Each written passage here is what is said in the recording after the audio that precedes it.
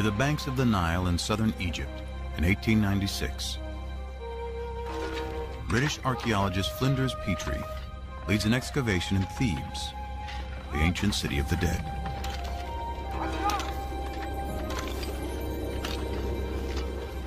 Here he unearths one of the most important discoveries in biblical archaeology.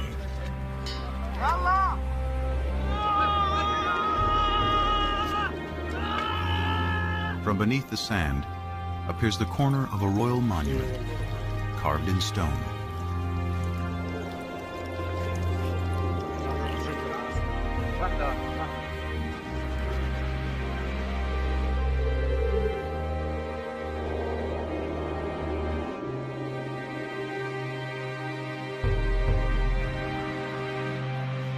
Dedicated in honor of Pharaoh Merneptah, son of Ramses the Great, it became known as the Merneptah Stela. Today, it is in the Cairo Museum. This stela is what the Egyptians would have called a triumph stela, a victory stela, commemorating victory over foreign peoples. Most of the hieroglyphic inscription celebrates Merneptah's triumph over Libya, his enemy to the west. But almost as an afterthought, he mentions his conquest of people to the east in just 2 lines. The text reads, Ashkelon has been brought captive, Gezer has been taken captive, Yanoam in the North Jordan Valley has been seized, Israel has been shorn, its seed no longer exists. History proves the pharaoh's confident boast to be wrong. Rather than marking their annihilation, Merneptah's stela announces the entrance onto the world stage of a people named Israel. This is priceless evidence for the presence of an ethnical group called Israel in the central highlands of southern Canaan. The well-established Egyptian chronology gives the date as 1208 BC.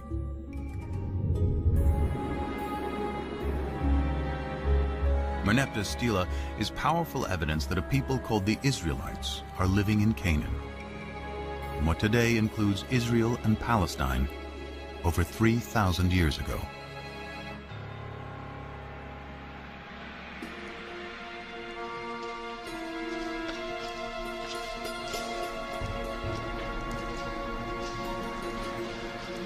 The ancient Israelites are best known through familiar stories that chronicle their history.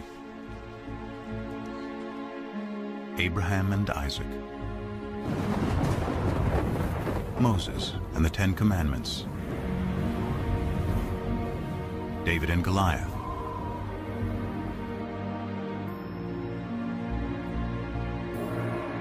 it is the ancient Israelites who write the Bible.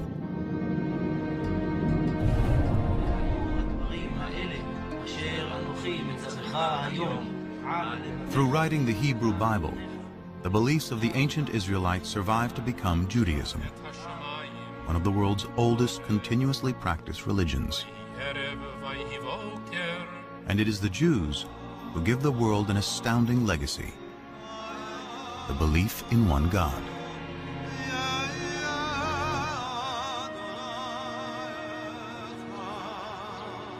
This belief will become the foundation of 2 other great monotheistic religions: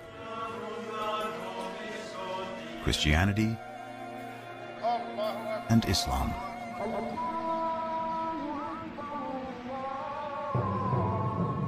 Often called the Old Testament to distinguish it from the New Testament, which describes the events of early Christianity, today the Hebrew Bible and a belief in one God are woven into the very fabric of world culture.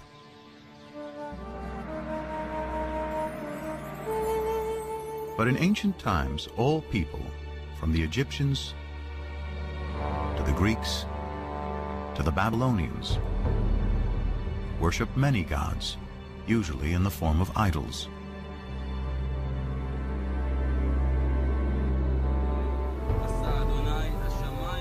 How did the Israelites, alone among ancient peoples, discover the concept of one God? How did they come up with an idea that so profoundly changed the world? Now, archaeologists and biblical scholars are arriving at a new synthesis that promises to reveal not only fresh historical insights, but a deeper meaning of what the authors of the Bible wanted to convey. They start by digging into the earth and the Bible. You cannot afford to ignore biblical text, especially if you can isolate a kind of kernel of truth behind these stories, and then you have the archaeological data. Now, what happens when text and artifacts seem to point in the same direction? Then I think we're in a very sound ground historically.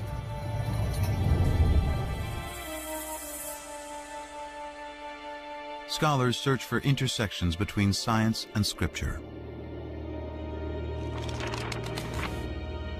The earliest is the victory stela of the Egyptian pharaoh Merneptah from 1208 BC. Both the stela and the Bible place a people called the Israelites in the hill country of Canaan, which includes modern-day Israel and Palestine. It is here, between two of history's greatest empires, that Israel's story will unfold.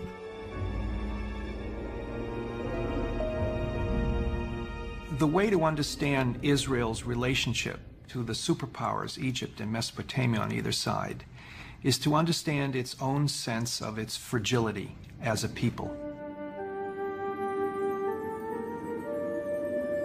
The primary way in which the Bible looks at the origins of Israel is as a people coming to settle in the land of Israel.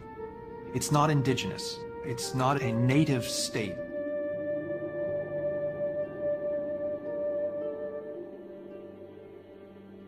The Hebrew Bible is full of stories of Israel's origins.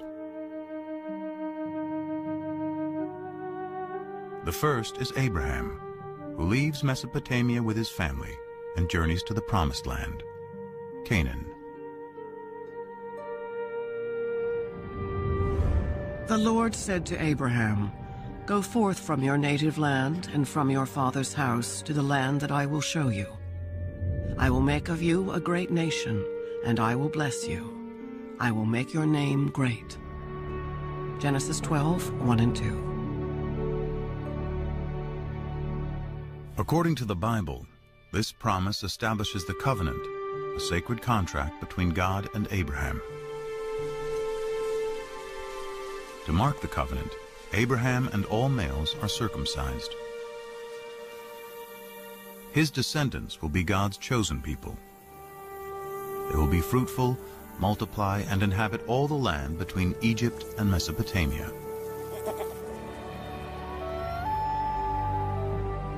In return, Abraham and his people, who will become the Israelites, must worship a single God.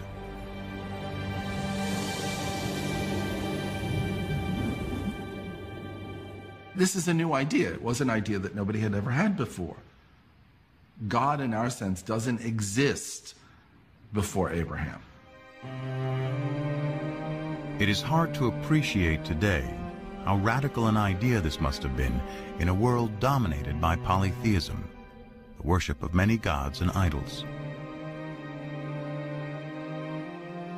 The Abraham narrative is part of the first book of the Bible, Genesis, along with Noah and the flood and Adam and Eve.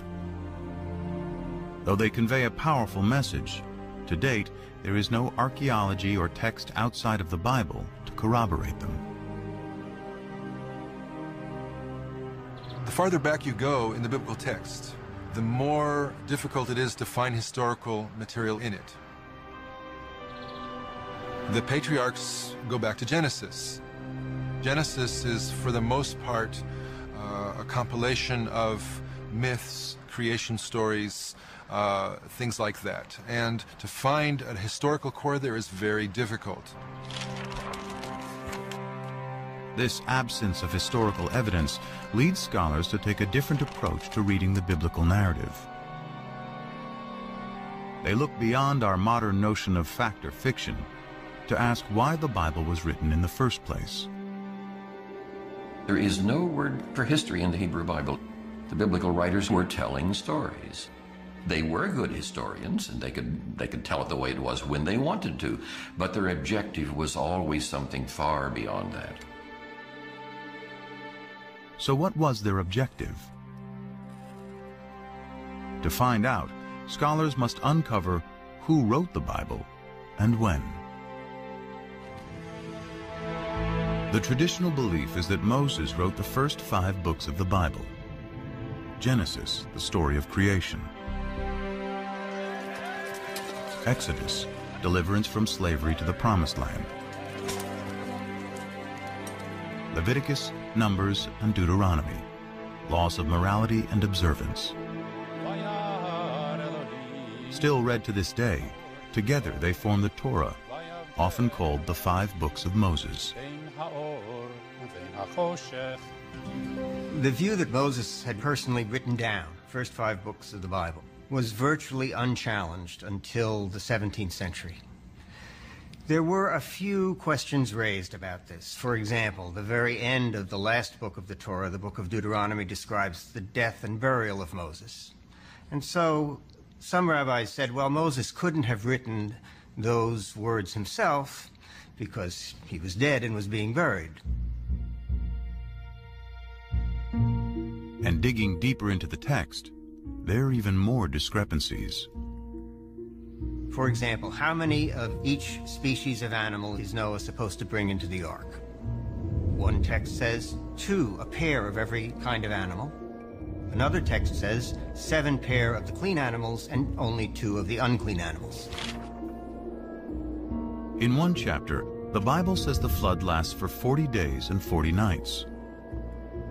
But in the next, it says 150 days. To see if the floodwaters have subsided, Noah sends out a dove. But in the previous sentence, he sends a raven. There are 2 complete versions of the flood story interwoven on the same page.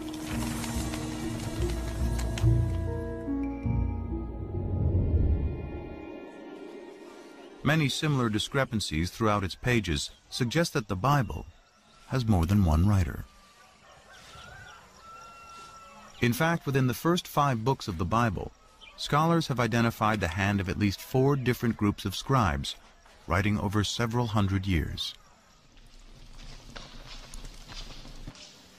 This theory is called the documentary hypothesis. One way of thinking about it is as a kind of anthology that was made over the course of many centuries by different people adding to it, subtracting from it, and so forth. But when did the process of writing the Bible begin?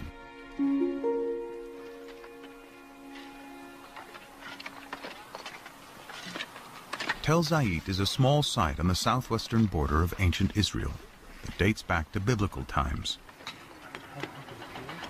Since 1999, Ron Tappy has been excavating here. As I was taking aerial photographs from the cherry picker, a volunteer notified his square supervisor that he thought he had seen some interesting marks, scratches, possibly letters incised in a stone. Tappy excavated the rock and brought it back to his lab at the nearby kibbutz. It was only then that he realized he had more than a simple inscription. Dalet. I realized that this inscription represented an abecedery, that is to say, not a text narrative, but the letters of the Semitic alphabet written out in their correct order. Nun, and then Pei and Ayin are difficult to read, but they're out here. This ancient script is an early form of the Hebrew alphabet. What was found was not a random scratching of 2 or 3 letters. It was the full alphabet. Everything about it says that this is the ancestor of the Hebrew script. The Tel Zayit abecedery is the earliest Hebrew alphabet ever discovered. It dates to about 1000 BC, making it possible that writing the Hebrew Bible could have already started by this time.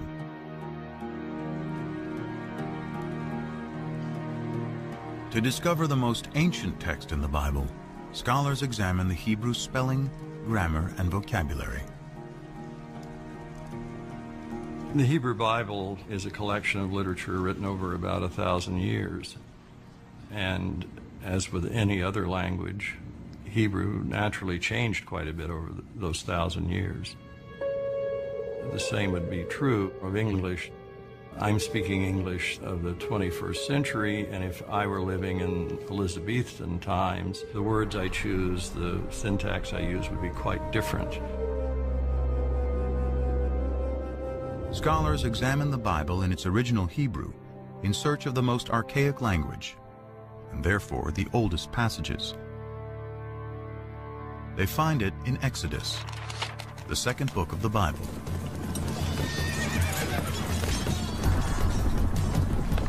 Pharaoh's chariots and his army he cast into the sea.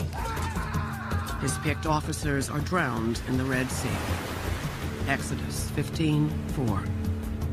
This passage, known as the Song of the Sea, is the climactic scene of Exodus, the story of the Israelites' enslavement in Egypt and how Moses leads them to freedom. In all of the Bible, no single event is mentioned more times than the Exodus. With the development of ancient Hebrew script, the Song of the Sea could have been written by 1000 BC, the time of Tapi's alphabet. But it was probably recited as a poem long before the beginning of Hebrew writing. It's very likely that it was a kind of story told in poetic form that you might tell around the campfire. Just as our poems are easier to remember generally than prose accounts. So we generally think that the poetry is orally passed on from one to another long before they commit things to writing. Because the poetry in Exodus is so ancient, is it possible the story has some historical core? Hey.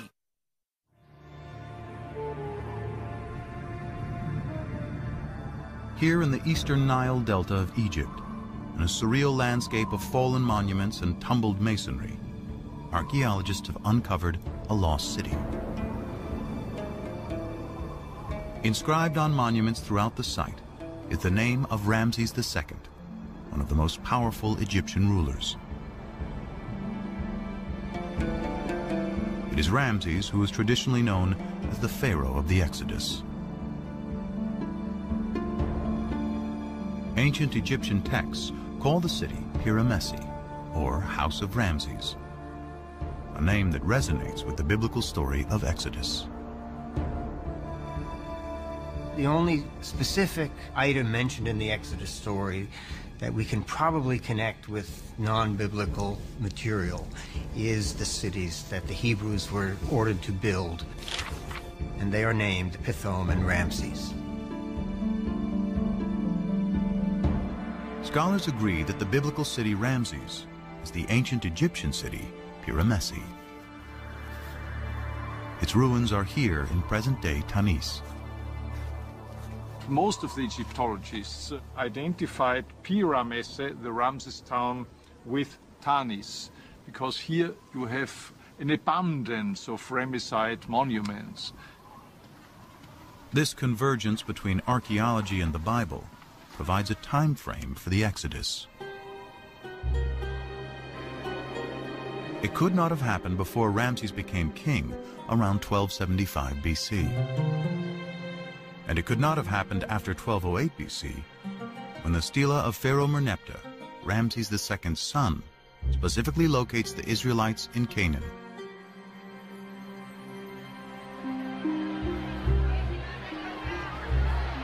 The Bible says the Israelites leave Egypt in a mass migration, 600,000 men and their families,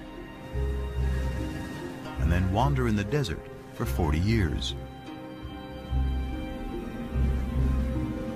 But even assuming the Bible is exaggerating, in 100 years of searching, archaeologists have not yet found evidence of migration that can be linked to the Exodus.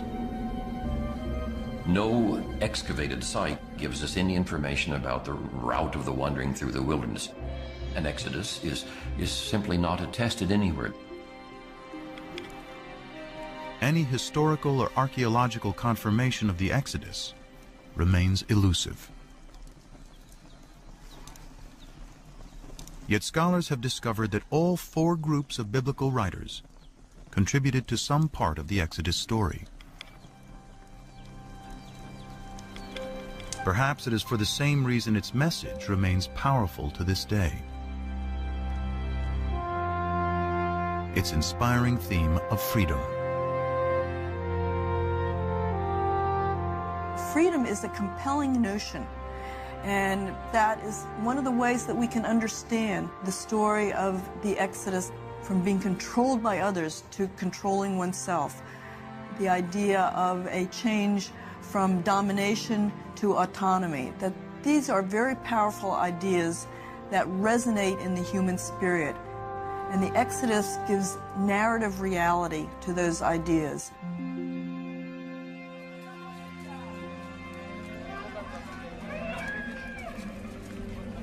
Following the Exodus, the Bible says God finally delivers the Israelites to the Promised Land, Canaan. Archaeology and sources outside the Bible reveal that Canaan consisted of well-fortified city-states, each with its own king, who in turn served Egypt and its pharaoh. The Canaanites, a thriving Near Eastern culture for thousands of years, worshipped many gods in the form of idols.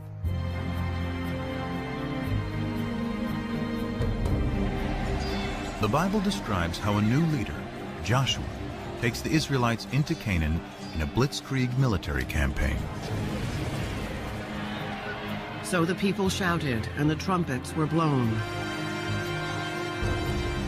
As soon as the people heard the sound of the trumpets, they raised a great shout, and the wall fell down flat. Joshua 6:20. But what does archaeology say? In the 1930s, British archaeologist John Garstang excavated at Jericho, the first Canaanite city in Joshua's campaign. Garstang uncovered dramatic evidence of destruction and declared he had found the very walls that Joshua had brought tumbling down.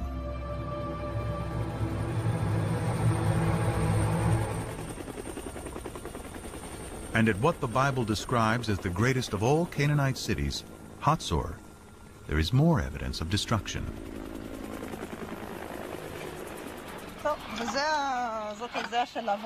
Today, Hatzor is being excavated by one of the leading Israeli archaeologists, Amnon Ben-Tor, and his protege and co-director, Sharon Zuckerman. I'm walking through a passage between 2 of the rooms of the Canaanite palace of the kings of Hatzor. Signs of the destruction you can still see almost everywhere. You can see the dark stones here, and most important, you can see how they cracked into a million pieces. It takes tremendous heat to cause such damage. The fire here was, how shall I say, the mother of all fire.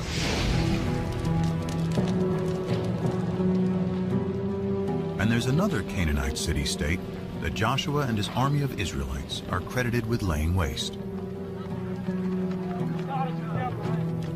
It's called Ai, and has been discovered in what is now the Palestinian territory of the West Bank. Here, archaeologist Hani Nur el-Din and his team are finding evidence of a rich Canaanite culture. The village first appears and developed to a city, and then there was a kind of fortification surrounding this settlement. These heaps of stones were once a magnificent palace and temples, which were eventually destroyed. But when the archaeologists date the destruction, they discover it occurred about 2200 BC. They date the destruction of Jericho to 1500 BC, and Hatzor's to about 1250 BC. Clearly, these city-states were not destroyed at the same time. They range over nearly 1,000 years. In fact, of the 31 sites the Bible says that Joshua conquered, few showed any signs of war. There was no evidence of armed conflict in most of these sites. At the same time, it was discovered that most of the large Canaanite towns that were supposed to have been destroyed by these Israelites were either not destroyed at all or destroyed by others. A single sweeping military invasion led by Joshua cannot account for how the Israelites arrived in Canaan.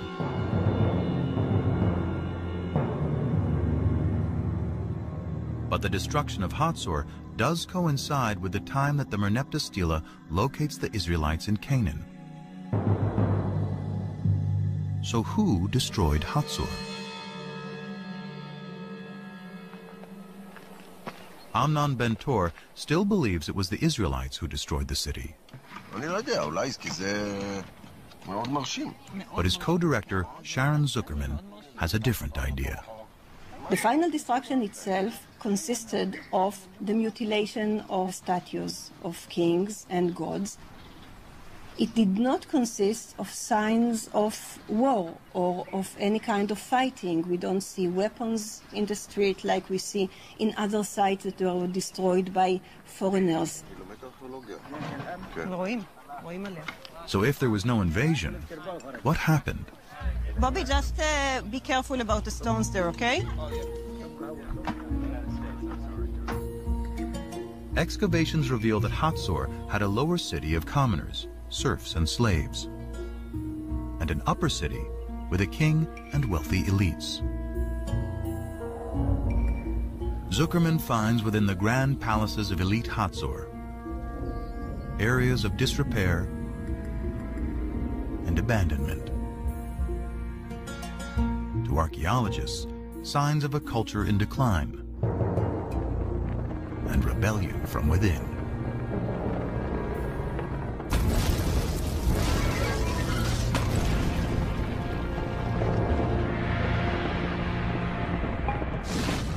I would not rule out the possibility of an internal revolt of Canaanites living at Hatzor and revolting against the elites that ruled the city.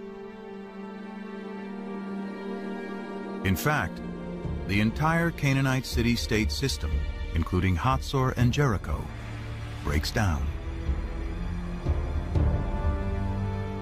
Archaeology and ancient texts clearly show that it is the result of a long period of decline and upheaval that sweeps through Mesopotamia, the Aegean region, and the Egyptian Empire around 1200 BC. And when the dust, as it were, settles, when we can begin to see what takes the place of this great state system, we find a number of new peoples suddenly coming into focus in a kind of void that is created with the dissolution of the great state system. Can archaeologists find the Israelites among these new people?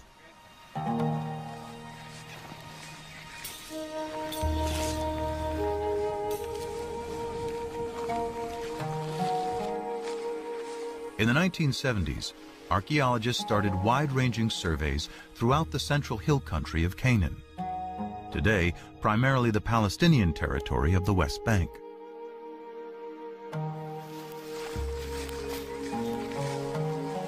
I was teaching at that time. We used to take students and go twice a week to the highlands. And every day we used to cover between 2 and 3 square kilometers. And this accumulates very slowly into the coverage of the entire area.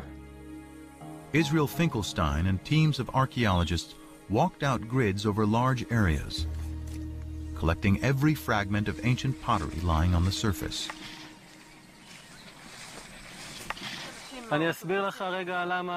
Over 7 years, he covered nearly 400 square miles, sorting pottery and marking the locations of where it was found on a map.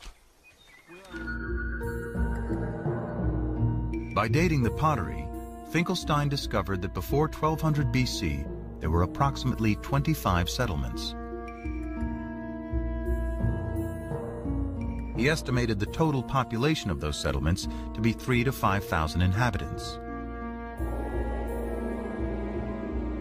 But just 200 years later, there's a very sharp increase in settlements and people. Then you get this boom of population growing and growing. Then we are speaking about 250 sites. And the population grows also 10 times, from a few thousand to 45,000 or so. Now, this is very dramatic and cannot be explained as natural growth. This rate is impossible in ancient times.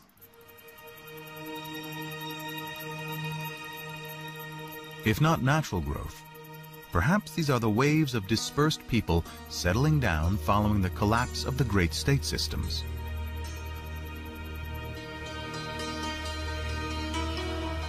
Then, more evidence of a new culture is discovered. A new type of simple dwelling never seen before. And it's in the exact location where both the Merneptah Stela and the Bible place the Israelites. The sites in which this type of house appears throughout the country, this is where Israelites lived. And they are sometimes even called the Israelite house, the Israelite type house.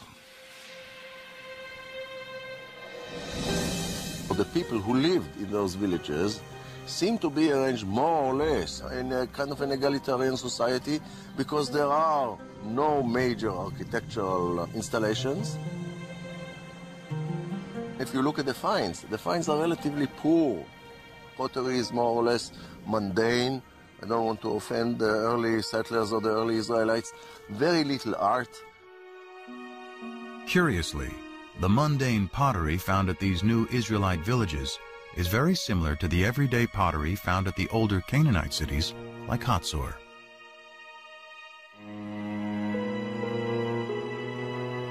In fact, the Israelite house is practically the only thing that is different.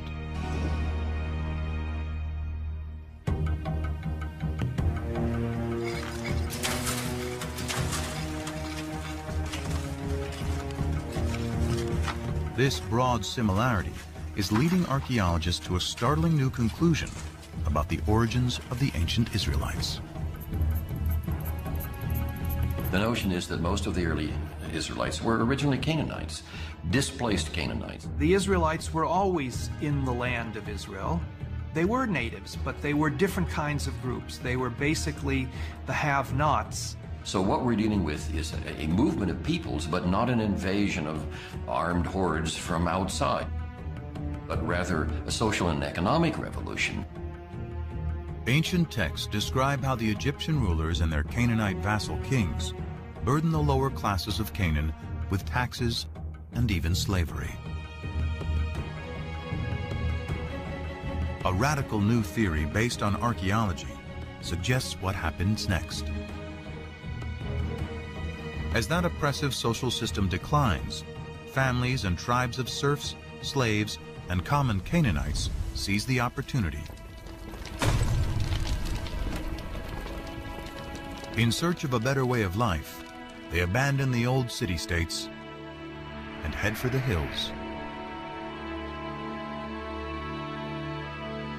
Free from the oppression of their past, they eventually emerge in a new place as a new people. The Israelites. In the text, you have a story of the Israelites coming from outside and then besieging the Canaanite cities, destroying them, and then becoming a nation in the land of Canaan. 7 shards from the Middle Bronze Age. Whereas archaeology tells us something which is the opposite. The Late Bronze Age. According to archaeology, the rise of early Israel is an outcome of the collapse of Canaanite society, not the reason for that collapse. Archaeology reveals that the Israelites were themselves originally Canaanites.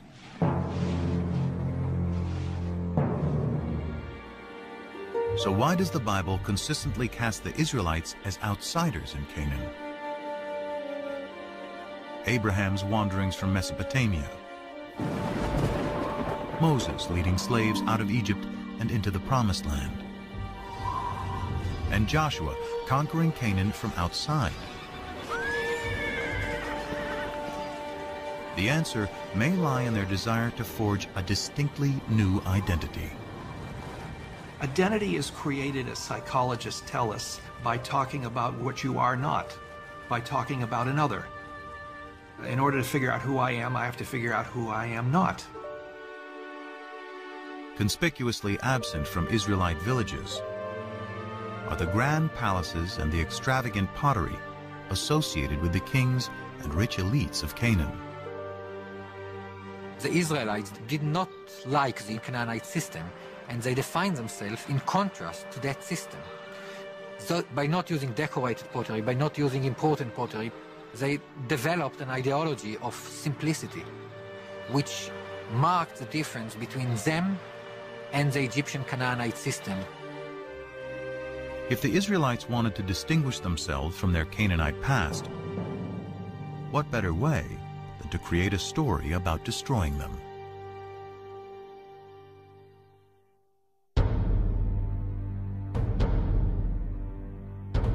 But the stories of Abraham, Exodus, and the conquest serve another purpose.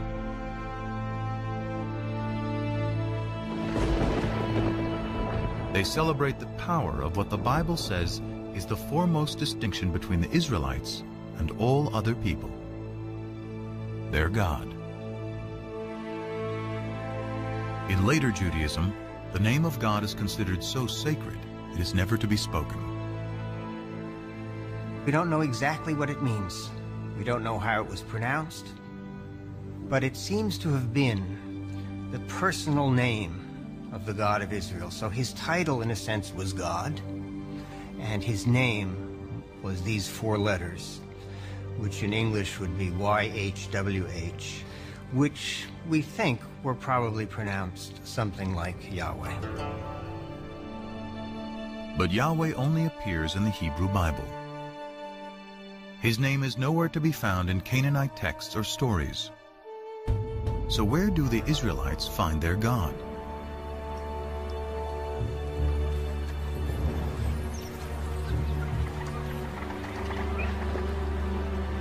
The search for the origins of Yahweh leads scholars back to ancient Egypt.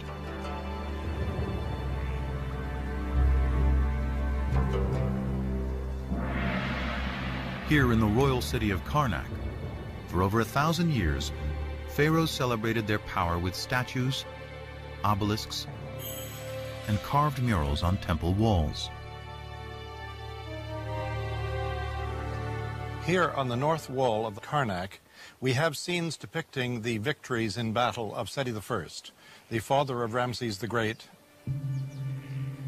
Seti here commemorates one of his greatest victories over the Shasu. The Shasu were a people who lived in the deserts of southern Canaan, now Jordan and northern Saudi Arabia, at around the same time as the Israelites emerged. Egyptian texts say one of the places where the Shasu lived is called YHW, probably pronounced Yahu, likely the name of their patron god. That name Yahu is strangely similar to Yahweh, the name of the Israelite God.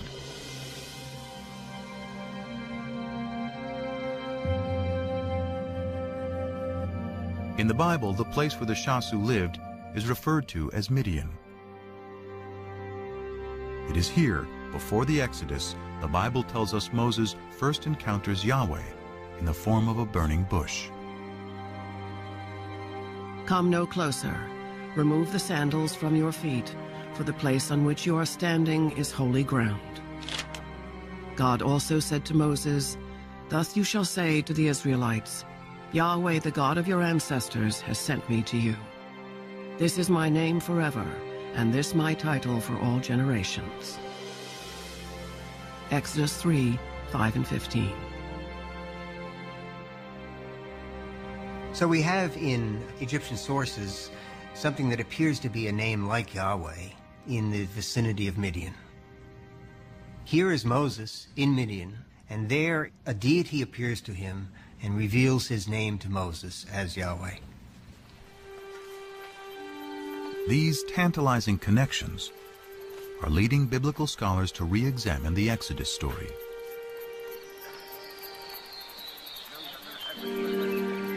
While there is no evidence to support a mass migration, some now believe that a small group did escape from Egypt. However, they were not Israelites, but rather Canaanite slaves.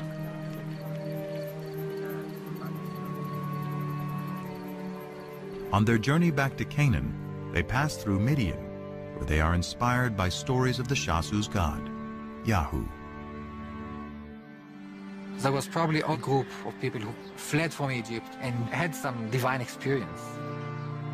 It was probably a small group demographically, but it was important, at least in ideology.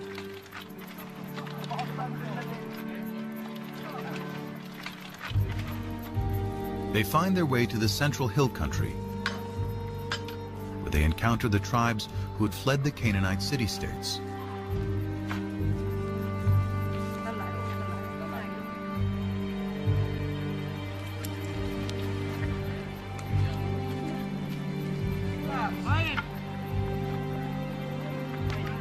Their story of deliverance resonates in this emerging egalitarian society. The liberated slaves attribute their freedom to the God they met in Midian, who they now call Yahweh. They spread the word to the highlanders, who themselves perhaps had escaped from the tyranny of the Canaanite city-states. They spread the idea of a God who represented freedom, freedom for people to keep the fruits of their own labor. This was a message that was so powerful that it brought people together and gave them a new kind of identity. The identity of Israelites. They are a combination of disenfranchised Canaanites, runaway slaves from Egypt, and even nomads settling down. The Bible calls them a mixed multitude. According to the Hebrew Bible, early Israel was a motley crew, and we know that's the case now. But these people are bound together by a new vision. And I think the revolutionary spirit is probably there from the beginning. The chosen people may actually be people who chose to be free. Their story of escape, first told by word of mouth and poetry, helps forge a collective identity among the tribes.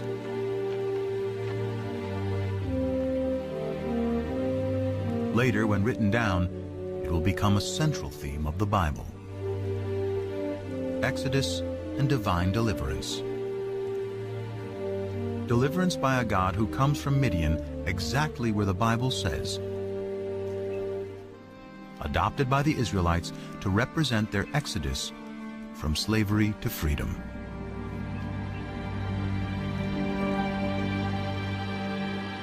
So is this the birth of monotheism?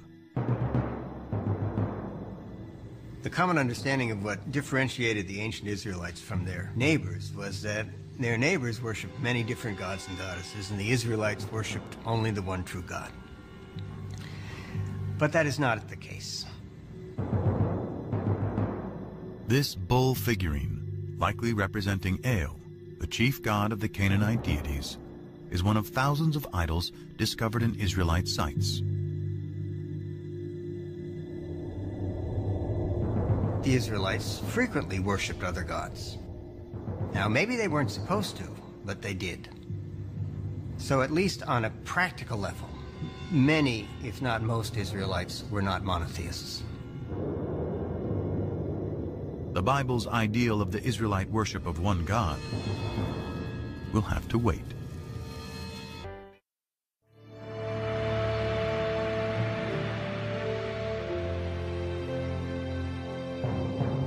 About 2 centuries pass after the Merneptah Stela, places the Israelites in Canaan. Families grow into tribes. Their population increases. Then, about 1000 BC, one of the Bible's larger-than-life figures emerges to unite the 12 tribes of Israel against a powerful new enemy. David put his hand into the bag. He took out a stone and slung it. It struck the Philistine in the forehead. The stone sank into his forehead, and he fell down on the ground. 1 Samuel 17:49. The Bible celebrates David as a shepherd boy who vanquishes the giant Goliath, a lover who lusts after forbidden fruits, and a poet who composes lyric psalms still recited today. Of all the names in the Hebrew Bible, none appears more than David.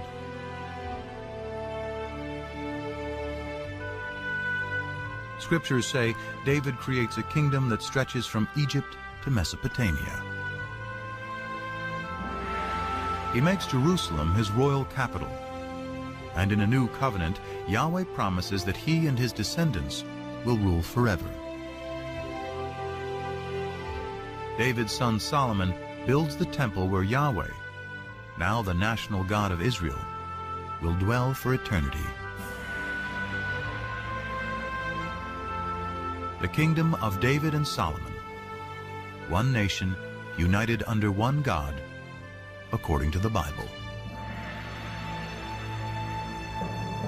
Now, some skeptics today have argued there was no such thing as a united monarchy. It's a later biblical construct, and particularly a construct of modern scholarship. In short, there was no David.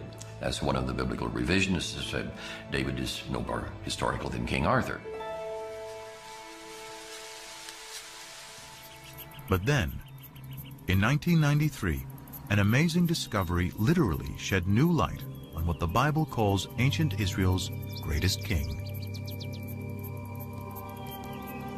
Gila Cook was finishing up some survey work with an assistant at Tel Dan, a biblical site in the far north of Israel today.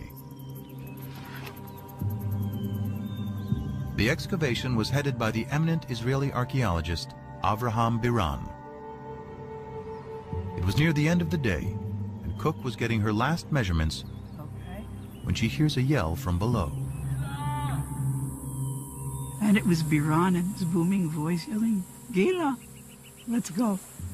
And so I waved to him, hold it, and continued working. Okay. After being summoned by Biran a second time, Cook had her assistant load her up. And she started down the hill.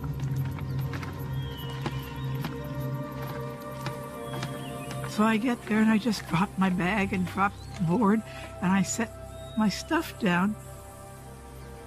But something catches her eye. A stone with what appeared to be random scratches, but was actually an ancient inscription. This time, she yelled for Biran. And he looks at it and he looks at me and he says, "Oh my God." Cook had found a fragment of a victory stela written in Aramaic, an ancient language very similar to Hebrew. Dedicated by the king of Damascus, or one of his generals, it celebrates the conquest of Israel, boasting, "I slew mighty kings who harnessed thousands of chariots and thousands of horsemen. I killed the king of the house of David."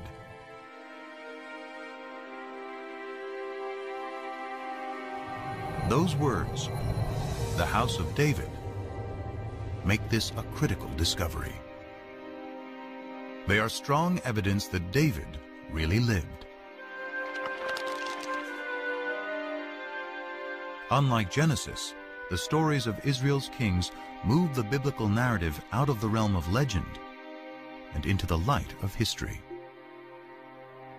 The later we come in time, the firmer ground we stand on. We have better sources, we have more written sources, we have more contemporary eyewitness sources.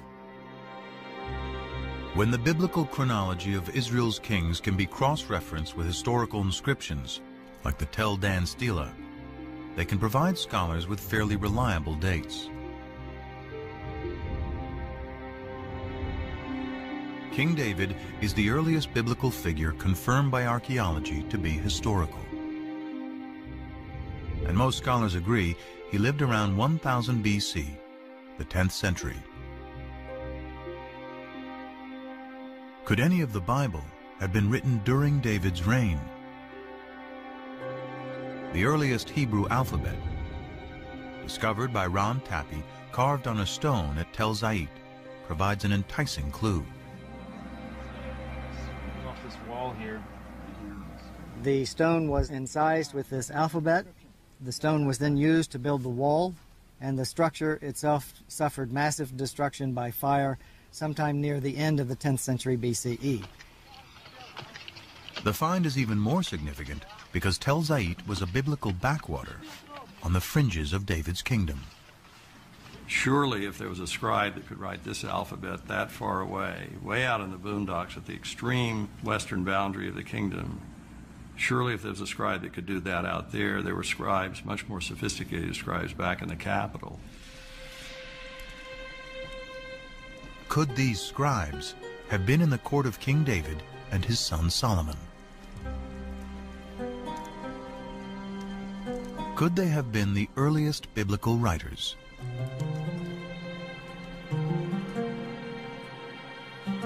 In the 18th century, German scholars uncovered a clue to who wrote the Bible, hidden in two different names for God.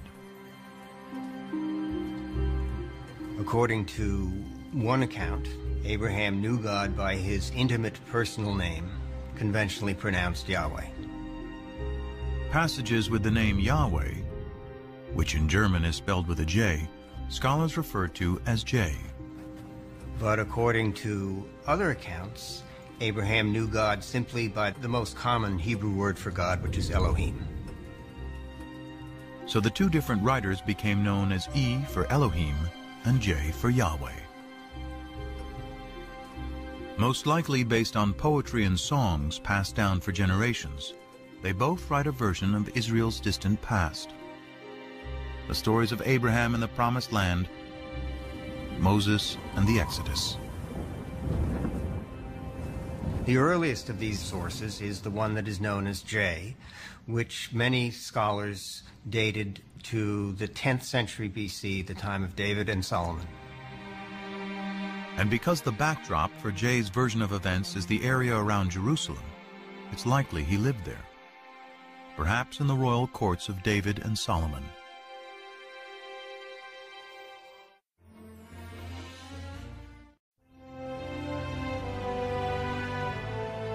Of all the names in the Hebrew Bible, none appears more than David.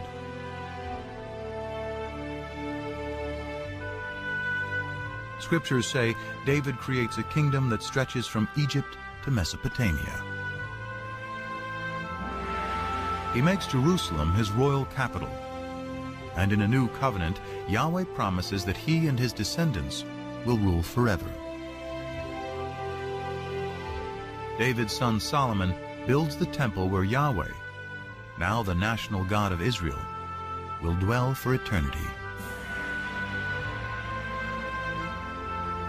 The kingdom of David and Solomon, one nation united under one God, according to the Bible.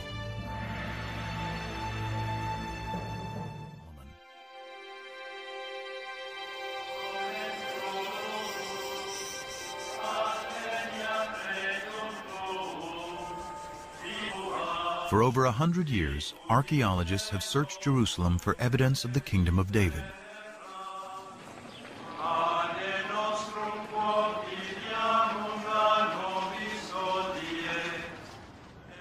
But excavating here is contentious, because Jerusalem is sacred to today's three monotheistic religions.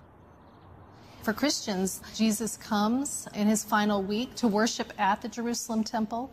He's crucified, he's buried, he's resurrected in the city of Jerusalem.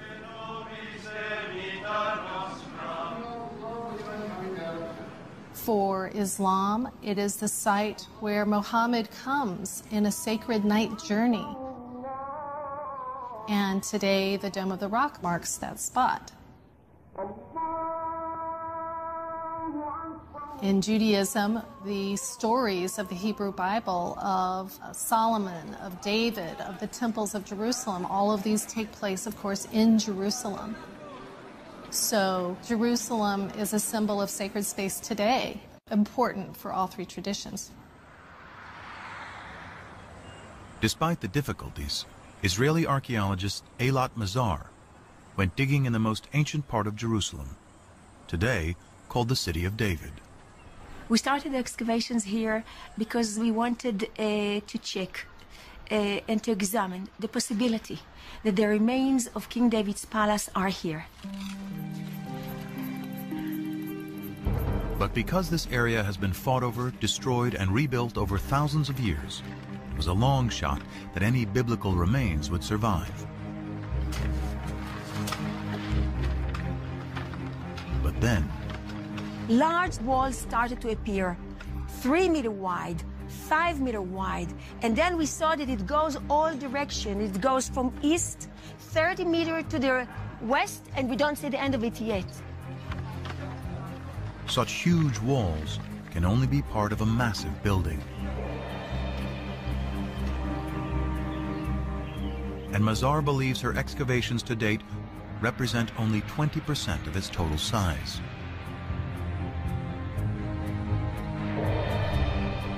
Such a huge structure shows centralization and capability of construction. It can be only royal structure.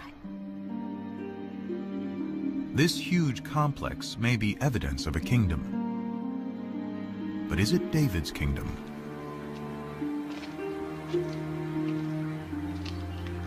For these walls to be David's palace, it would have to date to his lifetime, around 1000 BC.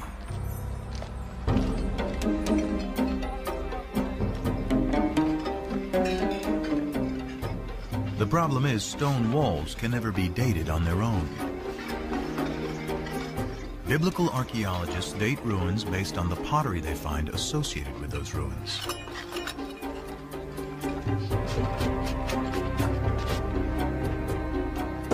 Pottery dating is based on two ideas. Pottery styles evolve uniformly over time. And the further down you dig, the further back in time you go. If pottery style A comes from the lowest stratum, then it is earlier than pottery style B that comes from the stratum above it. By analyzing pottery from well-stratified sites, excavators are able to create what they call a relative chronology. But this chronology is floating in time without any fixed dates.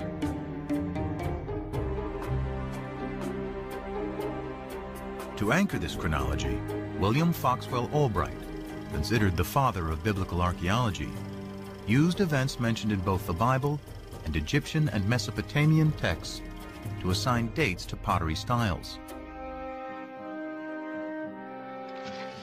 Albright's chronology, slightly modified, is what Mazar uses to date her massive building, and what most archaeologists use today. What we found is a typical 10th century pottery, meaning bowls with hand burnish. You can see from inside, together with an import, a beautiful black on red juglet. What is so important, that this is a 10th century typical juglet. So has Mazar discovered the Palace of David? She adds up the evidence. The building is huge. It is located in a prominent place in the oldest part of Jerusalem. And the pottery, according to Albright's chronology, dates to the 10th century BC, the time of David.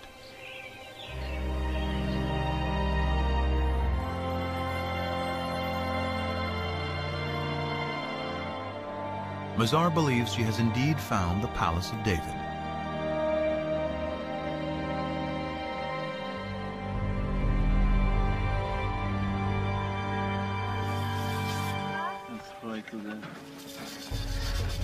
But that evidence, and indeed the kingdom itself, rest on the dates associated with fragments of pottery. And some critics argue the system for dating that pottery relies too heavily on the Bible. Archaeologists in the past did not rely too heavily on the Bible. They relied only on the Bible. We have a problem in dating. How do you date in archaeology? You need an anchor from outside. Today, there is a more scientific method to anchor pottery to firm dates: radiocarbon dating. It is a specialty of Elisabetta Boretto of the Weizmann Institute. The first step is, of course, in the field, which relates the sample, the material like olive pits or seeds or charcoal to the archaeological context. If an olive seed is found at the same layer as a piece of pottery, the carbon in the seed can be used to date the pottery. When the seed dies, its radioactive carbon-14 decays at a consistent rate over time. By measuring the ratio of carbon-14 to carbon-12, Boretto can determine the age of the olive seed, which in turn can be used to date the pottery.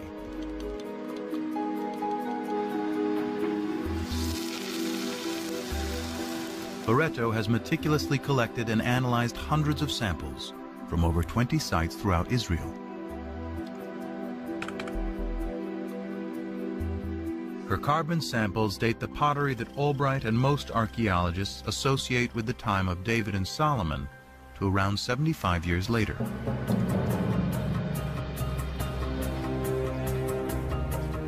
For events so long ago, this may seem like a trivial difference. But if Boretto is right, Mazar's Palace of David and Tappy's ancient Hebrew alphabet have to be redated. This places them in the time of the lesser-known kings Omri, Ahab, and his despised wife Jezebel, all worshippers of the Canaanite god Baal. With no writing or monumental building, suddenly the kingdom of David and Solomon is far less glorious than the Bible describes. So David and Solomon did not rule over a big territory. It was a small chiefdom, if you wish, with just a few settlements, very poor, the population was limited, there was no manpower for big conquests and so on and so forth.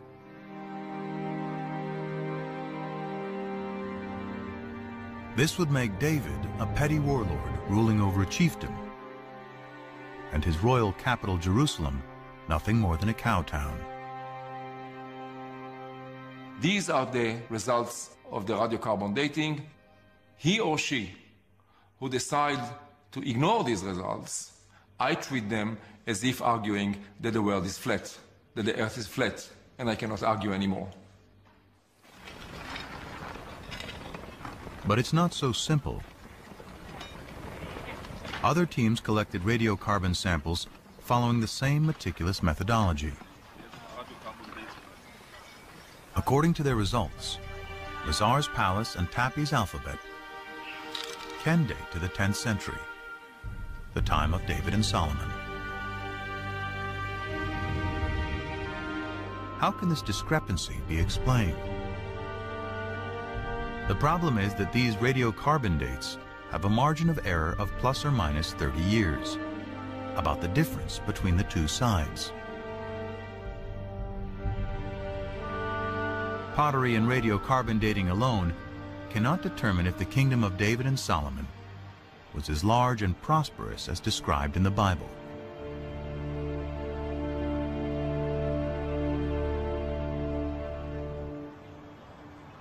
Fortunately, The Bible offers clues of other places to dig for evidence of this kingdom. The Bible credits David with conquering the kingdom, but it is Solomon, his son, who is the great builder. This was the purpose of the forced labor which Solomon imposed. It was to build the house of Yahweh and the wall of Jerusalem, Hatzor, Megiddo, and Gezer. 1 Kings 9:15.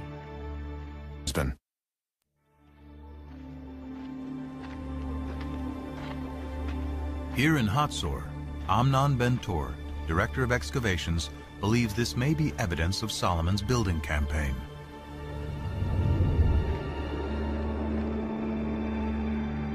Archaeologists call it a six-chambered gate, a massive entryway fortified with towers and guardrooms.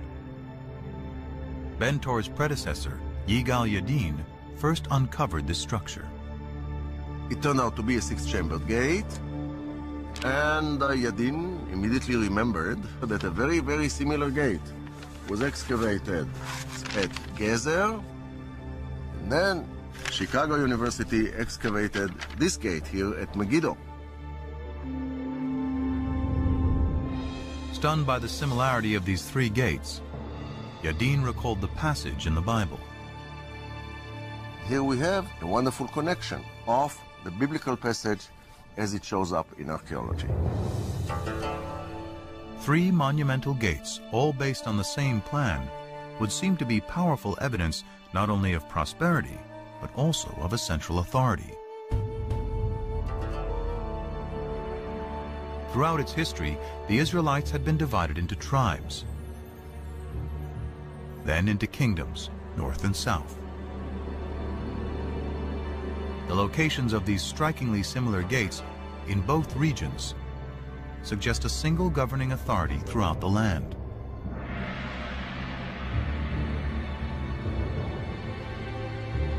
But how can we be sure this is the kingdom of David and Solomon?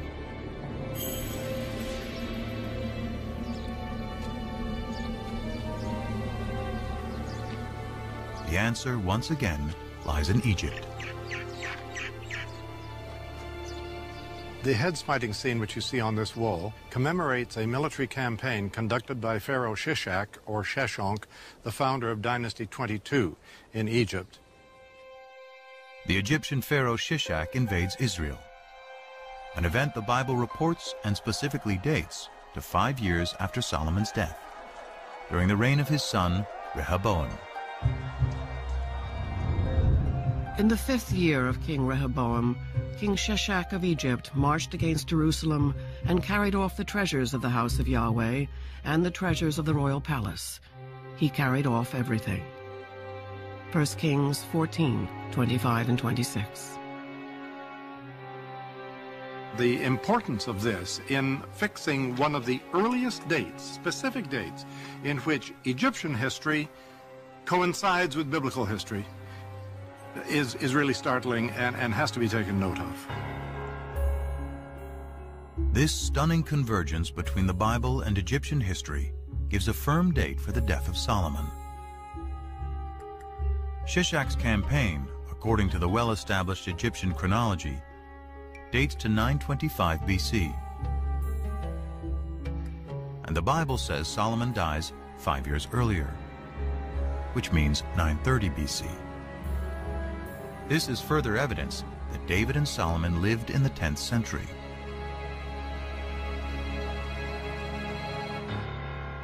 But there's even more hidden in these walls. These ovals, with their depictions of bound captives and city walls, represent places Pharaoh Shishak conquered in Israel.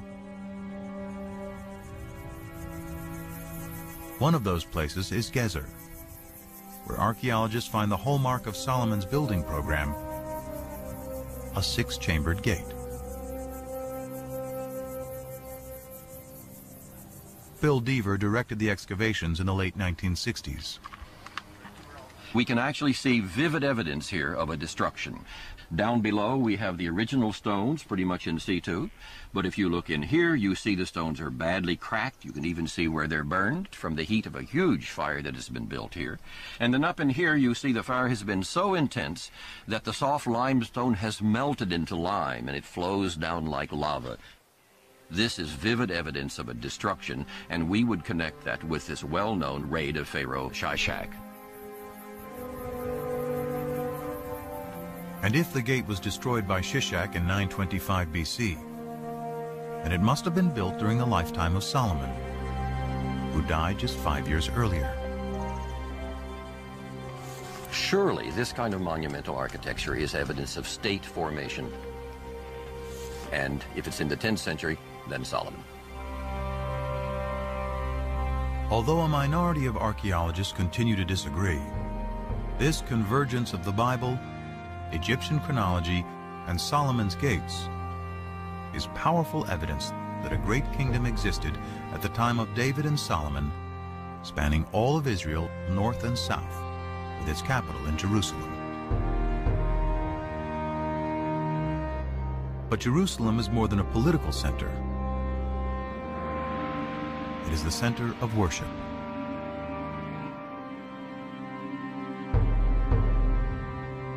The magic of Jerusalem is the magic of the temple. One temple for the one God. The result is that Jerusalem and the temple emerge as powerful symbols not just of the oneness of God, but also of the oneness of the Jewish people. The worship of the ancient Israelites bears little resemblance to Judaism today. It centered around the temple, built by David's son Solomon, and seen as Yahweh's earthly dwelling. To understand how the ancient Israelites worshiped their God, scholars must discover what the temple looked like and how it functioned. But although archaeologists know where its remains should be, it is impossible to dig there. It lies under the third holiest site in Islam, which includes the Dome of the Rock.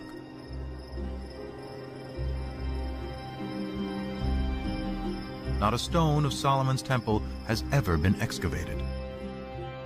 But the Bible offers a remarkably detailed description. The house which King Solomon built for Yahweh was 60 cubits long, 20 cubits wide, and 30 cubits high. In the inner sanctuary, he made 2 cherubim, each 10 cubits high. He overlaid the cherubim with gold. 1 Kings 6, 2, 23, and 28. The Bible's description suggests a floor plan for Solomon's temple, and it is strikingly similar to temples built by neighboring peoples who worship many gods. The closest in appearance is a temple hundreds of miles to the north of Jerusalem at Ain Dara in modern-day Syria. They have similar dimensions and the same basic floor plan. Guarding both temples are sphinxes, or cherubim as the Bible calls them. Unique to the temple at Ain Dara are the enormous footprints of the god who lived here. They mark his progress as he strode to his throne in the innermost sanctuary. If we take the details that we find of Solomon's temple in the Book of Kings and compare it with the Ain Dara temple, we can piece together a fairly good picture, I think, of what this temple might have looked like in the age of Solomon.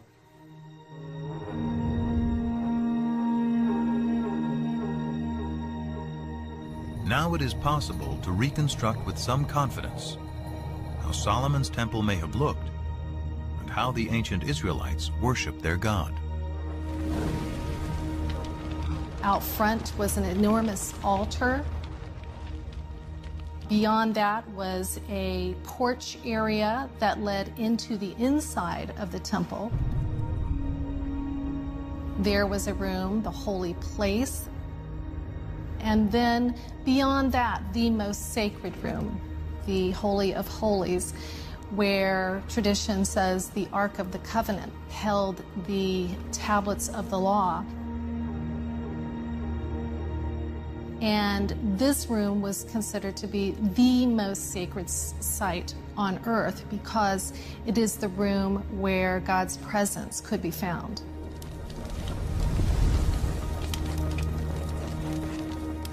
And the ancient Israelites believed their God demanded a very specific form of worship.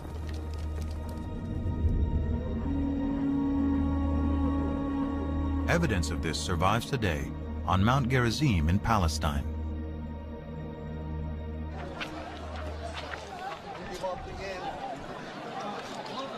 The Samaritans who live here claim direct descent from the ancient tribes of Israel. According to their tradition, for over 2,500 years, they have been practicing the ancient Israelite form of worship: animal sacrifice.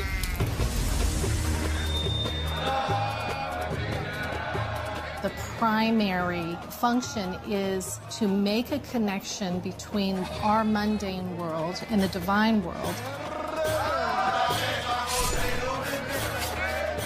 And the means for the ancient Israelites is embodied in blood. Blood is the most sacred substance on the altar. And blood is the substance that embodies life. So it is the most precious substance in the human world.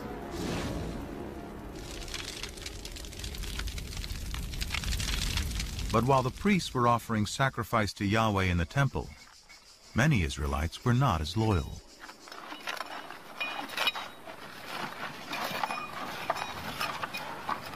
At Tel Rehov, archaeologists are digging at an Israelite house that illuminates the religious practices of its ancient inhabitants. Well, we just found this beautiful, exceptional clay figurine showing a goddess, a fertility goddess, that was worshipped here in Israel. Here, in this case, she's shown holding a baby. Who is this fertility goddess? And what is a pagan idol doing in an Israelite home? Dramatic evidence as to her possible identity first surfaced in 1968. Bill Deaver was carrying out salvage excavations in tombs in southern Israel when a local brought him an inscription that had been robbed from one of them. When I got home and brushed it off, I thought I was going to have a heart attack. Executed in clear 8th century script. It's a tomb inscription. And it just gives the name of the deceased, and it says, "Blessed may X be by Yahweh." That's a good biblical Hebrew. But it says by Yahweh and his Asherah. And Asherah is the name of the old Canaanite mother goddess. More inscriptions associating Yahweh and Asherah have been discovered, and thousands of figurines unearthed throughout Israel. Many scholars believe this is the face of Asherah. Deaver concludes God had a wife. Even hundreds of years after the Israelites rise from their Canaanite pagan roots, monotheism has still not completely taken hold. This is awkward for some people, the notion that Israelite religion was not exclusively monotheistic, but we know now that it wasn't.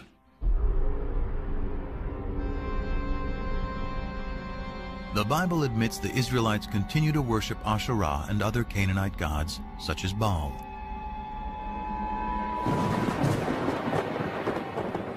In fact, the prophets, holy men speaking in the name of God, consistently rail against breaking the covenant made with Moses to worship only Yahweh. The more I called them, the more they went from me. They kept sacrificing to the Baals and offering incense to idols. Hosea 11:2. The Israelites had made a contract with God. If they kept it, God would reward them. If they broke it, he would punish them. He would punish them by using foreign powers as his instruments. Events seemed to fulfill the prophet's dire predictions. Soon after Solomon's death, the 10 northern tribes rebel and form the northern kingdom of Israel. Then a powerful new enemy storms out of Mesopotamia to create the largest empire the Near East had ever known, the Assyrians. The Assyrians were the overpowering military force, and Israel and Judah, the two states that the Bible talks about as the states making up the people Israel, fell under the sway of the Assyrian juggernaut. Numerous Assyrian texts and reliefs vividly document their domination of Israel and Judah.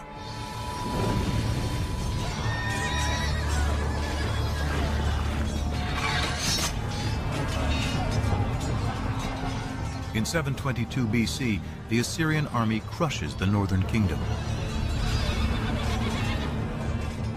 Those who escape death or exile to Assyria flood south into Jerusalem, where the descendants of David and Solomon continue to reign. One of them, Josiah, according to the Bible, finally heeds what the prophets prescribe.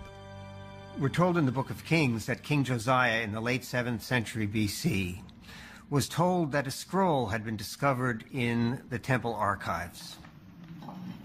The scroll was brought to him, and as the scroll was being read, Josiah began to weep because he realized that it was a sacred text containing divine commands which the people had been.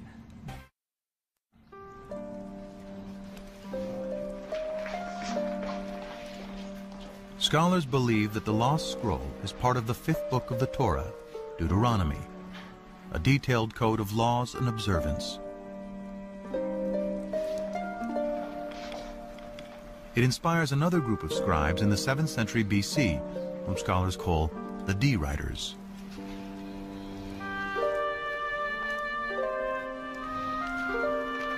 According to the documentary hypothesis, after J and E, D is the third group of scribes who write part of the Hebrew Bible. D retells the Exodus story and reaffirms the covenant Moses made between God and the Israelite people. You should love the Lord your God because he has loved you. He has loved you more than any other nation. So the divine love for Israel requires a corresponding loyalty to God, an exclusive loyalty to God. And Deuteronomy, more than other parts of the Bible, is insistent that only the God of Israel is to be worshipped. To enforce the covenant, Josiah orders that idols and altars to all other deities be destroyed. The book of Deuteronomy contains the clearest prohibition of the worship of other gods, the 10 Commandments. I am Yahweh, your God. You shall have no other gods before me. You shall not make for yourself an idol. You shall not bow down to them or worship them. Deuteronomy 5, 6-9. The 10 Commandments appears in 2 books of the Bible, in Deuteronomy and in Exodus. It is not only a contract with Yahweh, it is also a code of conduct between people. The revelation of the 10 Commandments is an ethical revelation. And that's where the idea of justice comes in, because that's the most important thing about the way in which we treat one another. We will not kill him, we will not steal from him, and we will not lie about him. We will abide by the commandments. The commandments, as God himself repeatedly says through the later prophets, are already written on the hearts of human beings. By associating the belief in one God with moral behavior, the 10 Commandments establishes a code of morality and justice for all, the ideal of Western civilization. Despite Josiah's reforms, the ancient Israelites continued to worship other gods. Their acceptance of one God and the triumph of monotheism begins with a series of events vividly attested through archaeology, ancient texts, and the Bible.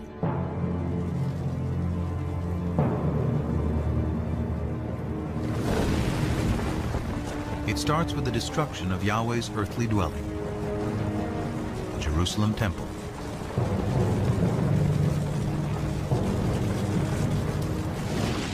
In 586 BC, after defeating the Assyrians, a new Mesopotamian empire invades Israel. The Babylonians ransack the temple and systematically burn the sacred city.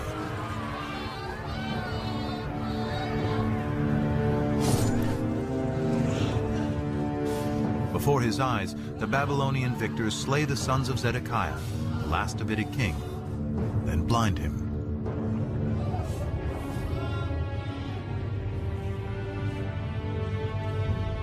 The covenant, the promise made by Yahweh to his chosen people and to David, that his dynasty would rule eternally in Jerusalem, is broken. After 400 years, Israel is wiped out. The destruction of Jerusalem created one of the most significant theological crises in the history of the Jewish people.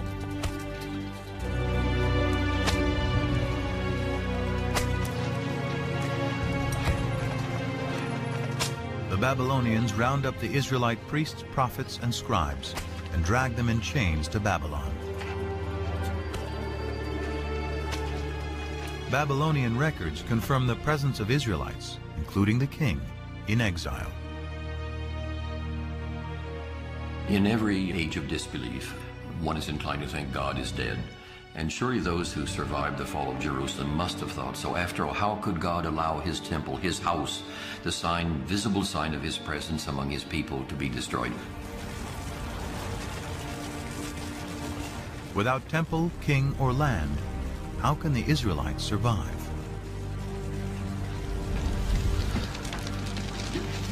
Their journey begins with the ancient scrolls, which some scholars speculate were rescued from the flames of the destruction. Among the exiles from Jerusalem to Babylon were priests from the temple. And they seem to have brought with them their sacred documents, their sacred traditions. According to the widely accepted documentary hypothesis, it is here in Babylon, far from their homes in Israel, that priests and scribes will produce much of the Hebrew Bible as it is known today. Scholars refer to these writers as P, or the priestly source. It was P who took all of these earlier traditions, the J source, the E source, the D source, and other sources as well, and combined them into what we know as the Torah, the first 5 books of the Bible. But more than just compiling, P edits and writes a version of Israel's distant past, including the Abraham story, that provides a way for the Israelites to remain a people and maintain their covenant with God.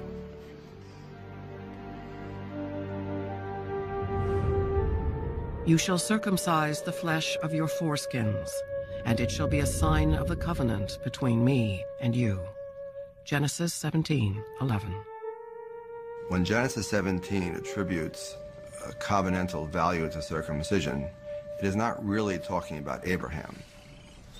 It is really talking about the exiles of the 6th century BCE, who, far from their native home, were desperately trying to find a way to reaffirm their difference.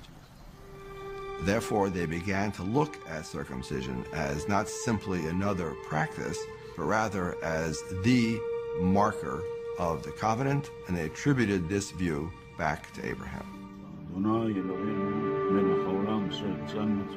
To the exiles, the Babylonians are the new Canaanites, the idol-worshipping, uncircumcised peoples from whom they must remain apart.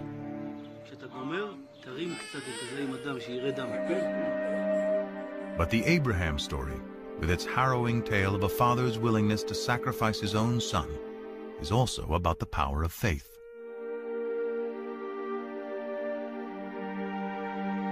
It is no coincidence that the exiled peace scribes place Abraham's origins in Ur, just down the river from Babylon.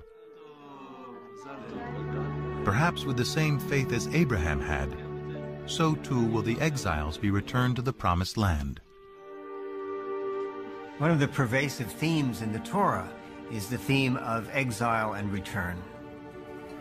Abraham goes down to Egypt and comes out of Egypt. The Israelites go to Egypt and get out. For the exiles in Babylon in the 6th century BC, that theme must have resonated very powerfully. God, who had acted on their behalf in the past, would presumably do so again. But the Israelites still have a problem. How, in a foreign land, without the temple and sacrifice, can they redeem themselves in the eyes of Yahweh? To assure that divine protection, the P tradition emphasizes observances such as the Sabbath observance. You don't need to be in the land of Israel to keep the Sabbath. And we have allusions in the biblical writings, in the prophets, to the fact that the exiles also learned to pray in groups in what was to become the forerunner of the synagogue.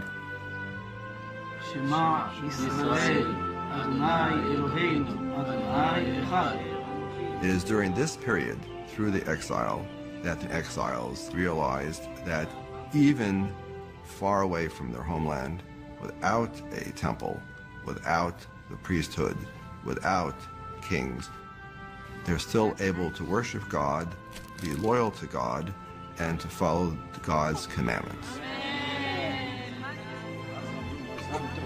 This is the foundation of Judaism. The experience of the exile transforms ancient Israelite cult into a modern religion. By compiling the stories of their past, originally written by the scribes J, E, and D, the Exodus from slavery to freedom, Moses and the Ten Commandments, Abraham's journey to the Promised Land, he creates what we know today as the first 5 books of the Bible.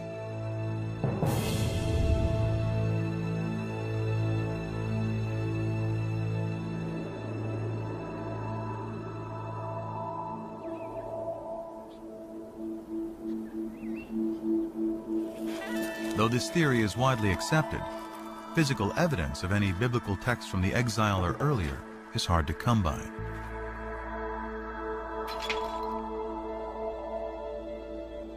The most celebrated surviving biblical texts are the Dead Sea Scrolls. First discovered by accident in 1947, the scrolls represent nearly all 39 books of the Hebrew Bible, at least in fragments.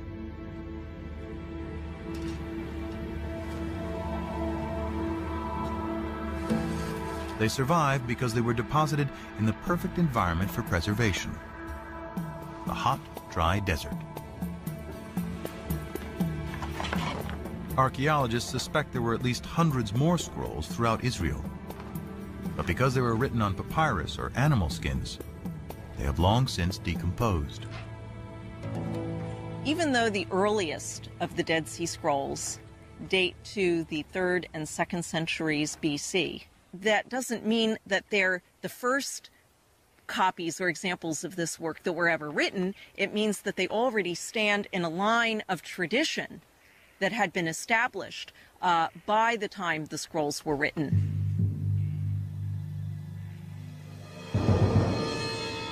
Still, the earliest of the Dead Sea Scrolls dates to at least 300 years after the Babylonian exile. In the absence of proof of earlier text, some scholars claim the entire Bible is pious fiction, and even doubt whether Israel and the Israelites ever existed. For For many of the revisionists, these extreme skeptics, there was no ancient Israel. Israel is an intellectual construct. In other words, these people were not refaking their past, they were inventing their past. They had no past. So the Bible is a myth, a foundation myth, told to legitimate a people who had no legitimacy. The legitimacy of the Israelite past hinges on finding a piece of evidence to prove the ancient origins of the Bible.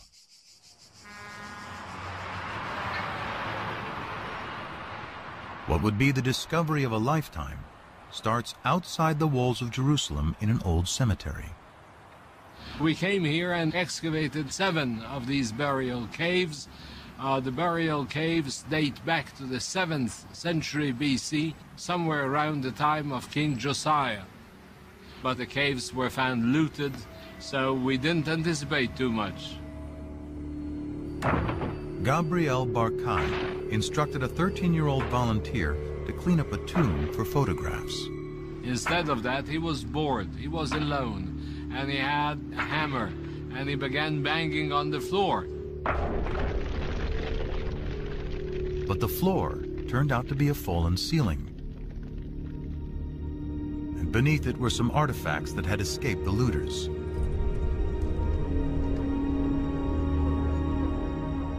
Among the hundreds of grave goods, one artifact stood out. It looked like a cigarette butt. It was cylindrical, about 1 inch in size, about ½ an inch in diameter, and it was very clear it is made of silver. It was some kind of a tiny scroll. A second, slightly smaller scroll was also found, and both were taken to the labs at the Israel Museum. But unraveling the scrolls to see if they contain a readable inscription could risk destroying them completely. Andy Vaughn was one of the epigraphers on the project. Archaeology is basically a destructive science. In order to learn anything, you have to destroy what's there. Gabriel Barkai and his team had to make a decision. Does one unroll these amulets or does one preserve them? They decided that it was worth the risk, and hindsight would tell us that they could not have been more correct. Through painstaking conservation, technicians devised a special method for unrolling the scrolls and revealing their contents. I went over there and I was amazed to see the whole thing full of very delicately scratched, very shallow characters.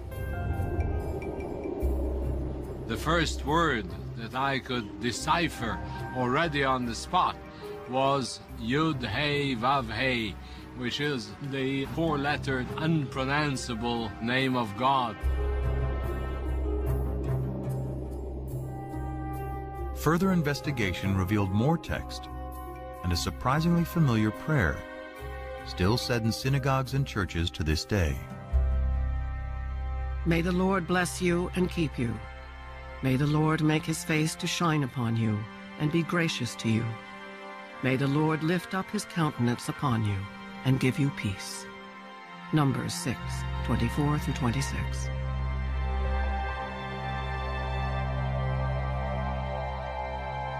There is no doubt at all that these 2 amulets contain the priestly benediction found in Numbers 6. These inscriptions are thus very important because they're the earliest references we have to the written biblical narratives. The archaeological context was very clear because it was found together with pottery dating back to the 7th century BC. Also the paleography, the shape of letters, points towards somewhere in the 7th century BC beyond any doubt. The silver scrolls with the priestly benediction predate the earliest Dead Sea Scrolls by 400 years. It is an amazing find, proving that at least some verses of the Bible were written in ancient times during the reign of King David's descendants. By giving us text from before the Babylonian exile, the Silver Scrolls confirm that the Hebrew Bible is created from poetry, oral traditions, and prayers that go back to the time of Josiah's D writer, and likely beyond to writers E and J.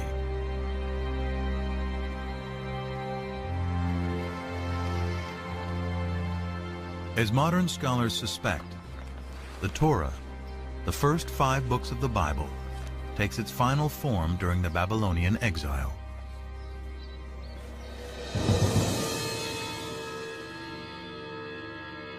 But dwarfed by the mighty temples and giant statues of Babylonian gods, the Israelites must also confront the fundamental question: why did their God, Yahweh, forsake them? In the ancient world, if your country was destroyed by another country, it meant that their gods were more powerful than your God. And the natural thing to do was to worship the more powerful God. But the survivors continued to worship Yahweh and struggled to understand how this could have happened. They resort first to a standard form of explanation, which is found elsewhere in the ancient Near East. We must have done something wrong to incur the wrath of our God. It's out of this that comes the reflection that polytheism was our downfall. There is, after all, only one God. The Israelites abandon the folly of polytheism. Monotheism triumphs, and the archaeological evidence proves it. Before the destruction of the first temple, wherever we dig, in whatever part of the Judean country, we find sanctuaries, and more often we find hundreds and thousands of figurines, even in Jerusalem itself. But after the destruction, there are none. We are speaking about 1,000 in before, and nothing, completely nothing at all after. Monotheism is well ensconced, firmly ensconced. So something major happened, which is very hard to trace. But that was a searing experience, that time of the exile. Through the experience of the exile and writing the Bible, the concept of God, as it is known today, is born.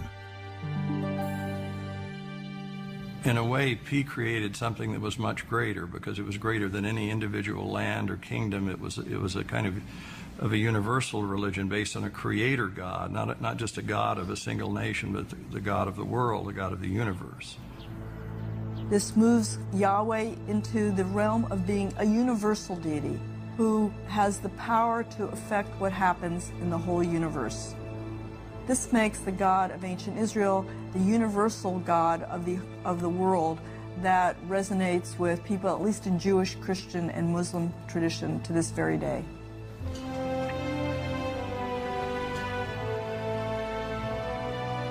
In 539 BC, the Babylonian Empire is toppled by the Persians. As written in the Bible, Yahweh, in his new role as the one invisible God, orchestrates a new exodus.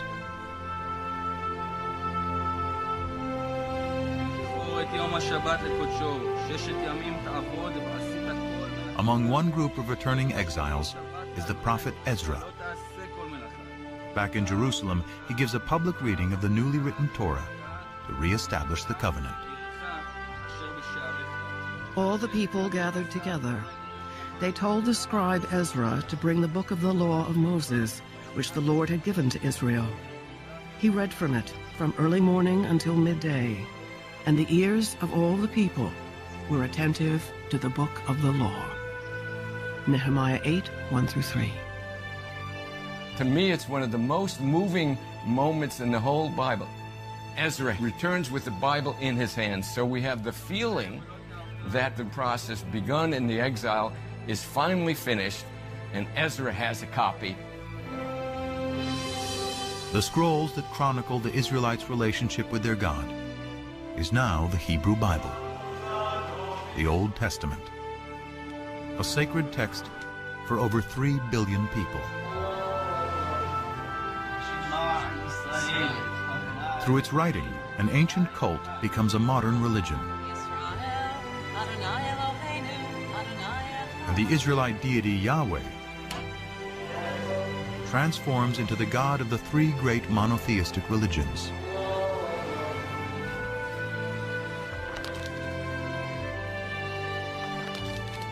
Through its teachings, the Bible established a code of morality and justice, aspirations that resonate through the ages.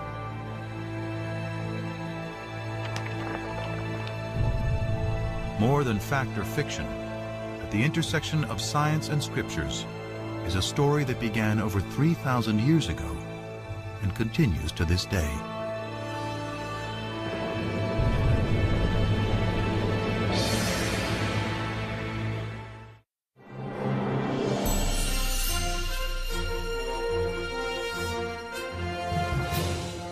If you are passionate about documentaries, log on to view more programs, read articles, and join the discussion online at sbs.com.au/documentary. DVDs of this program can be purchased for educational use from VEA by calling 1-800-034-282.